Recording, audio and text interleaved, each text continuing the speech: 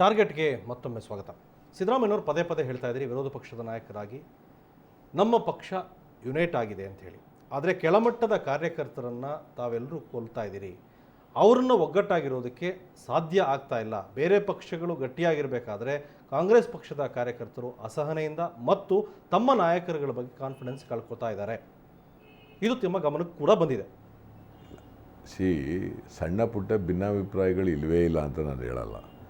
ಆದರೆ B J ಪಿನಲ್ಲಿರೋ ಅಷ್ಟು ಬೀದಿ ರಂಪ ಆಗಿರೋ ಅಷ್ಟು ಮಟ್ಟಿಗೆ ಕಾಂಗ್ರೆಸ್ ಪಕ್ಷದಲ್ಲಿ ದೊಡ್ಡ ಮಟ್ಟದ ಒಡಕೆ ಏನಿಲ್ಲ. ಕಾಂಗ್ರೆಸ್ ಪಕ್ಷದಲ್ಲಿ ಸಣ್ಣ ಪುಟ್ಟ ದೊಡ್ಡದು ಇಲ್ಲಿ ಪಕ್ಷ ಇದು 125 ವರ್ಷಗಳ ಇತಿಹಾಸ ಇರ್ತಕ್ಕಂಥ ಪಕ್ಷ, ಭಾಳಷ್ಟು ಜನ ಲೀಡರ್ಗಳಿರೋದ್ರಿಂದ ಸಾಮಾನ್ಯವಾಗಿ ಸಣ್ಣ ಪುಟ್ಟ ಅಲ್ಲಿ ಇಲ್ಲಿ ಕೆಲವು ಭಿನ್ನಾಭಿಪ್ರಾಯಗಳಿರ್ತವೆ. ಬಟ್ ಅದರಿಂದ ಪಕ್ಷದ ಇದಕ್ಕೇನು ತೊಂದರೆ ಏನಾಗಲ್ಲ, ಪಕ್ಷದ ಭವಿಷ್ಯಕ್ಕೆ ಏನು ತೊಂದರೆ ಆಗಲ್ಲ, ಪಕ್ಷ ಚುನಾವಣೆಯಲ್ಲಿ ಹೋರಾಟ ಮಾಡಲಿಕ್ಕೆ ಏನು ತೊಂದರೆ ಆಗಲ್ಲ. ಹಿಂದೆನೂ ಹೋರಾಟ ಮಾಡಿದ್ವಿ, ಈಗಲೂ ಕೂಡ ಯುನೈಟೆಡಾಗಿ ಹೋರಾಟ ಮಾಡ್ತೀವಿ. ಹಿಂದಿನ ಚುನಾವಣೆಯಲ್ಲಿ ತಾವು ಏಕಾಂಗಿಯಾಗಿ ಹೋರಾಟ ಮಾಡಿದ್ರಿ, ತಮಗೆ ಯಾವುದೇ ಫಲಿತಾಂಶ ಸ್ಪಷ್ಟವಾಗಿ ಕಾಂಗ್ರೆಸ್ ಪಕ್ಷದ ಪರ ಇಲ್ಲ. ಆಗಲೂ ಕೂಡ JDS ಬೇಕು ಬೇಡ ಅನ್ನೋ ಚರ್ಚೆ ಇತ್ತು. ಮುಂದೆನೂ ಕೂಡ ಅದೇ ಚರ್ಚೆ ಮುಂದುವರಿಯುತ್ತೆ. ನಿಮ್ಮ ಪಕ್ಷದಲ್ಲಿರೋ ಬಹಳಷ್ಟು ಜನಕ್ಕೆ JDS ಬೇಕು, ಸಿದ್ದರಾಮಯ್ಯನವರಿಗೆ ಬೇಡ ಮತ್ತು ಕೆಲವರಿಗೆ. ಹಾಗಾಗಿ ಮುಂದೆನೂ ಇದೇ ಚರ್ಚೆಗಳು ನಡೆಯುತ್ತೆ. ಸದನದ ಒಳಗೂ ಕೂಡ ಇದೇ ರೀತಿ ಡಿವೈಡ್ ಆಗುತ್ತೆ. ಕೆಲವರು ಸಿದ್ದರಾಮಯ್ಯ ಮತ್ತು ಕಾಂಗ್ರೆಸ್ ಪಕ್ಷದ ನಿರ್ಧಾರಕ್ಕೆ ಪರವಾಗಿದ್ದರೆ, ಇನ್ನು ಕೆಲವರು ವಿರೋಧಿಸೋದನ್ನು ವಿಧಾನಸೌಧದ ಮೊಗಸಾಲೆಯಲ್ಲೇ ನಾವು ಕಂಡಿದ್ದೀವಿ. ಈಗ JDS ಜೊತೆ ವಿಧಾನಸಭೆ ಒಳಗಡೆ ಫ್ಲೋರ್ ಕೋಆರ್ಡಿನೇಷನ್ ಮಾಡ್ಕೊಳ್ಳೋದು ಒಂದು ಭಾಗ, ಚುನಾವಣೆಯಲ್ಲಿ ಅಲಯನ್ಸ್ ಮಾಡ್ಕೊಳ್ಳೋದು ಅದು ಒಂದು ರೀತಿ. ಆದರೆ ಚುನಾವಣೆಯಲ್ಲಿ ಅಲಯನ್ಸ್ ಮಾಡ್ಕೊಳ್ಳೋದು ಬೇಡ.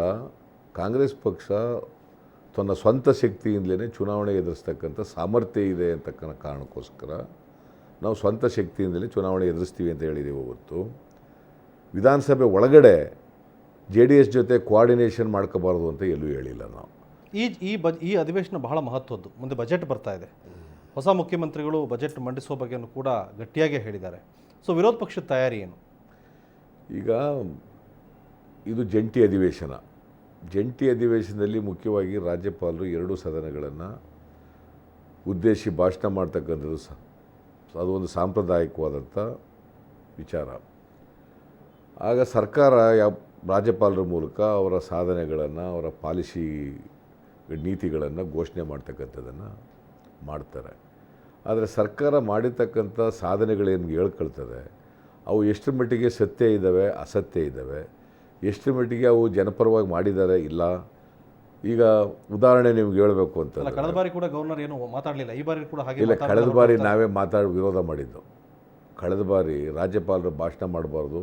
ಸೊ ಈ ಬಾರಿನೂ ಈ ವರ್ಷ ಇಲ್ಲ, ಈ ಸಾರಿ ನಾವು ಅದನ್ನು ವಿರೋಧ ಮಾಡಲ್ಲ. ಆದರೆ ಸ್ಪೀಕರ್ ಮೇಲೆ ಇವತ್ತು ಕಳಂಕ ಇದೆ, ಒಂದು ದೊಡ್ಡ ಕಳಂಕ ಇದೆ. ಸರಿ, ರಾಜ್ಯದಲ್ಲಿ ಮುಂದೆ ಏನು ನಿರೀಕ್ಷೆ ಮಾಡದ ಬೆಳವಣಿಗೆಗಳನ್ನ ನಡೀಬೋದಾ ರಾಜಕೀಯವಾಗಿ? ನನ್ನ ಪ್ರಕಾರ ಈಗ ಯಡಿಯೂರಪ್ಪನವರು ಹೊಸ ಪಾರ್ಟಿ ಮಾಡ್ತಾರೆ ಅಂತ ಒಂದು ಸುದ್ದಿ ಹಬ್ಬಿದೆ. ಅವರು ಹೊಸ ಪಾರ್ಟಿ ಮಾಡ್ತಾರೆ ಅನ್ನೋದಕ್ಕಿಂತ ನನಗೆ ಅನುಮಾನ ಇದೆ. ಯಾಕಂತಂದರೆ ಅವರು ಹೊಸ ಪಾರ್ಟಿ ಮಾಡಬೇಕು ಅಂತ ಚಿಂತನೆಗಿಂತ ಅವರ ಹೈಕಮಾಂಡ್ ಮೇಲೆ ಪ್ರೆಷರ್ ಹಾಕಬೇಕು ಅಂತಕ್ಕಂಥದ್ದು ಭಾಳ ಉದ್ದೇಶ ಇದ್ದಾಗಿದೆ. ಪ್ರೆಷರ್ ಹಾಕಿ ಮತ್ತೆ ಹೇಗಾದರೂ ಮಾಡಿ ಮುಖ್ಯಮಂತ್ರಿ ಸ್ಥಾನ ಹಿಡಿಬೇಕು ಅಂತಕ್ಕಂಥದ್ದು. ಯಾಕಂದರೆ ಇನ್ನೊಂದು ವರ್ಷ ಸದಾನಂದ ಗೌಡರನ್ನ ಬಿಟ್ಟುಬಿಟ್ರೆ ಇವರು ನಾನು ಇರಿಲೆವೆಂಟ್ ಆಗಿಬಿಡ್ಬೋದು ಕರ್ನಾಟಕ ಪಾಲಿಟಿಕ್ಸ್ನಲ್ಲಿ ಅಂತಕ್ಕಂಥ ಭಯ ಇದೆ. ಆ ಕಾರಣದಿಂದ ಇವತ್ತು ಒಂದು ರೀತಿ ಅವ್ರು ಮತ್ತೆ ಮುಖ್ಯಮಂತ್ರಿ ಆಗೋದು ನಿಮ್ಗೆ ಒಪ್ಪಿಗೆ ಇದೆಯಾ? ಆಗಬಾರ್ದು ಅವರು. ಯಾಕಂತಂದರೆ ಲೋಕಾಯುಕ್ತ ರಿಪೋರ್ಟ್ನಲ್ಲಿ ಭಾಳ ಸ್ಪಷ್ಟವಾಗಿ ಹೇಳಿದ್ದಾರೆ, ಅವರು ಮುಖ್ಯಮಂತ್ರಿಯಾಗಿ ಇರಬಾರ್ದು ಅಂತ. ಭಾಳ ಸ್ಪಷ್ಟವಾಗಿ ಹೇಳಿದ್ದಾರೆ. ರೆಡ್ಡಿ ಬ್ರದರ್ಸು ಇರಬಾರ್ದು, ಶ್ರೀರಾಮುಲು ಇರಬಾರ್ದು ಮಂತ್ರಿಯಾಗಿ ಅಂತ ಭಾಳ ಸ್ಪಷ್ಟವಾಗಿ ಹೇಳಿದ್ದಾರೆ ಲೋಕಾಯುಕ್ತ ರಿಪೋರ್ಟ್ನಲ್ಲಿ. ಆ ಕಾರಣದಿಂದಾನೇ ರಾಜೀನಾಮೆ ಕೊಟ್ಟಿರೋದು. ಸೊ ಸದಾನಂದ ಗೌಡರ ಈ ಬಾರಿಯ ಬಜೆಟ್ ಬಗ್ಗೆ ನಿಮ್ಮ ಎಕ್ಸ್ಪೆಕ್ಟೇಷನ್ ಏನು? ಅದರಲ್ಲಿ ಏನು ಎಕ್ಸ್ಪೆಕ್ಟ್ ಮಾಡೋ ಅಂಥದ್ದು ಏನೂ ಇರೋದಿಲ್ಲ. ಅದರಲ್ಲಿ ಏನೂ ಇಲ್ಲ ಎಕ್ಸ್ಪೆಕ್ಟ್. ಈಗ ರೈತರ ಬಜೆಟ್ ಮಾಡಿಸ್ತೀನಿ ಅಂತ ಯಡಿಯೂರಪ್ಪ ಹೇಳಿದ್ರು. ಇವರು ನಾವು ರೈತರ ಬಜೆಟ್ ಮುಂದುವರಿಸ್ತೀನಿ ಅಂತ ಹೇಳಿದ್ರು. ಏನು ರೈತರ ಬಜೆಟ್ ಅಂದರೆ ಏನು?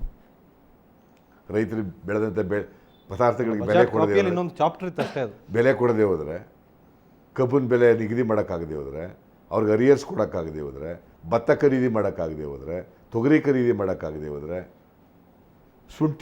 ಶುಂಠಿ ಖರೀದಿ ಮಾಡೋಕ್ಕಾಗದೆ ಇದ್ಮೇಲೆ ಏನು ರೈತರ ಪರ ಇರ್ತಾರೆ ಇವರು? ರೈತರು ಇವತ್ತು ಹಾಹಾಕಾರ ಪಡ್ತಾ ಇದ್ದಾರೆ. ಭತ್ತ ಖರೀದಿ ಮಾಡ್ತಾರೆ, ಇವರ ಕಂಡೀಷನ್ಗಳನ್ನ ಫುಲ್ಫಿಲ್ ಮಾಡೋಕ್ಕಾಗಲ್ಲ. ರೈತರ ಭತ್ತ ಯಾರೂ ತಗೊಳ್ಳಲ್ಲ. ಇವರಿಗೆ ಯಾರಿಗೆ ರೈಸ್ ಮಿಲ್ನವ್ರಿಗೆ ಅನುಕೂಲ ಆಗಲಿ ಅಂತ ಅವರೆಲ್ಲ ತಗೊಂಡ ಮೇಲೆ ಆಮೇಲೆ ಇವ್ರು ತಗೊಳಕ್ಕೆ ಹೋಗ್ತಾರೆ. ಸರ್ಕಾರ ರೈತರ ಪರವಾಗಿದೆ ಅಂತ ಬರೀ ಬಾಯಿನಲ್ಲಿ ಹೇಳ್ತದೆ ಹೊರತು, ರೈತರ ಪರ ಘೋಷಣೆಗಳು ಮಾಡ್ತಾರೆ ಹೊರತು, ರೈತರ ಮೇಲೆ ಪ್ರಮಾಣ ವಚನ ಮಾಡ್ತಾರೆ ಹೊರತು, ರೈತರ ಪರವಾಗಿ ಪ್ರಾಮಾಣಿಕವಾಗಿ ನಿಜವಾದಂಥ ಜ್ವಲಂತ ರೈತರ ಸಮಸ್ಯೆಗಳೇನಿದ್ದಾವೆ ಆ ಸಮಸ್ಯೆಗಳಿಗೆ ಪರಿಹಾರ ಕೊಡ್ತಕ್ಕಂಥ ಪ್ರಯತ್ನ ಮಾಡಿಲ್ಲ. ರೈಟ್. ಮುಂದಿನ ಚುನಾವಣೆ ಇನ್ನೇನು ಹತ್ರ ಬರ್ತಾ ಇದೆ, ಅದಕ್ಕೆ ಬೇಕಾಗಿ ಸಿದ್ಧತೆಗಳನ್ನು ಮುಂದಿನ ಮುಖ್ಯಮಂತ್ರಿ ಆಗಬೇಕು ಅಂತೇಳಿ ಸಿದ್ದರಾಮಯ್ಯನವರು ಎಲ್ಲ ಪ್ರಾಥಮಿಕ ತಯಾರಿಗಳನ್ನು ಮಾಡ್ಕೋತಾ ಇದ್ದೀರಿ. ನಾನು ಮುಖ್ಯಮಂತ್ರಿ ಆಗೋಕ್ಕೋಸ್ಕರನೇ ತಯಾರಿಗಳು ಮಾಡ್ಕೋತಾ ಇಲ್ಲ. ನಾನು ಮುಖ್ಯಮಂತ್ರಿ ಆಗಬೇಕು ಅಂತ ಅಂದ್ಕೊಂಡಿದ್ದೇನೆ ಹೊರತು ಅದೇ ನನ್ನ ಪರಮಧ್ಯೇಯ ಅಂತಲೂ ಏನಿಲ್ಲ. ನನಗೂ ಕೂಡ ಮುಖ್ಯಮಂತ್ರಿ ಆಗಲಿಕ್ಕೆ ಅವಕಾಶ ಸಿಕ್ಕಿದಾಗ ಹೈಕಮಾಂಡ್ ಅವ್ರ ತೀರ್ಮಾನ, ಯಾಕೆ ನಮ್ಮಲ್ಲಿ ನಾನೇ ಆಗ್ಬಿಡೋಕ್ಕಾಗಲ್ಲ ಅಥವಾ ಯಾರೋ ಇನ್ನೊಬ್ಬರು ಅವರೇ ಆಗ್ಬಿಡೋಕ್ಕಾಗಲ್ಲ, ಹೈಕಮಾಂಡ್ ಅವ್ರು ತೀರ್ಮಾನ ಮಾಡಬೇಕು. ಮುಖ್ಯಮಂತ್ರಿ ಆಗಬೇಕು ಅಂತ ಅಂದ್ಕೊಂಡ ತಕ್ಷಣವೇ ಅದಕ್ಕೆ ಎಲ್ಲ ಥರದ ಮ್ಯಾನಿಪುಲೇಷನ್ ಮಾಡಬೇಕು ಅಂತೇನಿಲ್ಲ. ನಾನು ಆ ಥರದ ಮ್ಯಾನಿಪುಲೇಟಿವ್ ಪಾಲಿಟಿಕ್ಸ್ ಮಾಡೋದೂ ಇಲ್ಲ, ನಂಗೆ ಗೊತ್ತೂ ಇಲ್ಲ, ಅದು ನಾವು ಮಾಡೋದೂ ಇಲ್ಲ. ಆದರೆ ಪಕ್ಷನ ಈ ಸಾರಿ ನಾವು ಪಕ್ಷಕ್ಕೆ ಬಹುಮತ ತರಬೇಕು, ಭಾರತೀಯ ಜನತಾ ಪಕ್ಷ ಸರ್ಕಾರನ ಕರ್ನಾಟಕದಿಂದ ಓಡಿಸ್ಬೇಕು, ಅವ್ರು ಮತ್ತೆ ಅಧಿಕಾರಕ್ಕೆ ಬರದ ರೀತಿ ನೋಡ್ಕೋಬೇಕು ಅಂತಕ್ಕಂಥದ್ದು ನಮ್ಮ ಅಚಲವಾದಂಥ ಒಂದು ನಂಬಿಕೆ ಇದೆ. ದೇವೇಗೌಡರು ಕೂಡ ಅದೇ ಮಾತು ಹೇಳಿದ್ದಾರೆ, ಇದು ನನ್ನ ಕೊನೆಯ ಹೋರಾಟ, JDSನ ಅಧಿಕಾರಕ್ಕೆ ತಂದು ನಾನು ವಿಶ್ರಮಿಸ್ತೀನಿ ಅಂತ. ದೇವೇಗೌಡರ ಬಗ್ಗೆ ನಾನು ಮಾತಾಡಲ್ಲ. ದೇವೇಗೌಡರು ಇಂಥ ಎಲ್ಲ ಚುನಾವಣೆಗಳು ಇದು ನನ್ನ ಕೊನೆಯ ಹೋರಾಟ, ಇದು ನನ್ನ ಕೊನೆಯ ಹೋರಾಟ ಅನೇಕ ಸಾರಿ ಹೇಳಿದ್ದಾರೆ, ಈಗಲೂ ಒಂದು ಹೇಳಿದ್ದಾರೆ. ಪಾಪ ಚೆನ್ನಾಗಿರಲಿ, ಇನ್ನೂ ಒಂದು 2-3 ಹೋರಾಟಗಳು ಮಾಡಲಿ, ನಾವೇನು ಬೇಡ ಅಂತ ಹೇಳಲ್ಲ. ಈ ಥರದ ಇದೇ ನನ್ನ ಕೊನೆಯ ಹೋರಾಟ, ಇದೇ ನನ್ನ ಕೊನೆಯ ಹೋರಾಟ ಅಂತ ನಾವಿದ್ದಾಗಲೂ ಹೇಳಿದರು, ಈಗಲೂ ಹೇಳ್ತಾ ಇದ್ದಾರೆ, ಮುಂದೇನೂ ಹೇಳ್ತಾರೆ. ಅದರಿಂದ ನಾನು ಅದರ ಬಗ್ಗೆ ಹೆಚ್ಚು ಕಾಮೆಂಟ್ ಮಾಡೋಕ್ಕೆ ಹೋಗಲ್ಲ. ರೈಟ್. ಈ ಬಾರಿ ಅಧಿವೇಶನದಲ್ಲಿ ಕಾಂಗ್ರೆಸ್ ಪಕ್ಷ ಹಾಗಾದರೆ ಸೀರಿಯಸ್ ಆಗಿ ಆಡಳಿತ ಪಕ್ಷವನ್ನು ಇಕ್ಕಟ್ಟಿಗೆ ಚೆಲ್ಲಿಸೋ ಕೆಲಸವನ್ನು ತಾವು ಮಾಡ್ತೀರಿ, ಅದಕ್ಕೆ ಬೇಕಾದ ಎಲ್ಲ ಪ್ರಿಪ್ರೇಷನ್ ಆಗಿದೆ. ರೈಟ್. ಸಿದ್ದರಾಮಯ್ಯ ನಮ್ಮ ಜೊತೆ ಇಷ್ಟೊತ್ತು ಮಾತಾಡಿದಿರಿ, ಅನೇಕ ವಿಚಾರ ಹಂಚಿಕೊಂಡ್ರಿ, ಧನ್ಯವಾದ. Thank you. ಸೊ ಇದಿಷ್ಟು ಇವತ್ತಿನ ಟಾರ್ಗೆಟ್. ಮುಂದಿನ ವಾರ ಮತ್ತೊಬ್ಬ ಅತಿಥಿಯೊಂದಿಗೆ ಭೇಟಿಯಾಗ್ತೀನಿ. ಕ್ಷಣದ ಸುದ್ದಿಗಾಗಿ ನೋಡ್ತಾ ಇರಿ ಸುವರ್ಣ ನ್ಯೂಸ್ 24/7.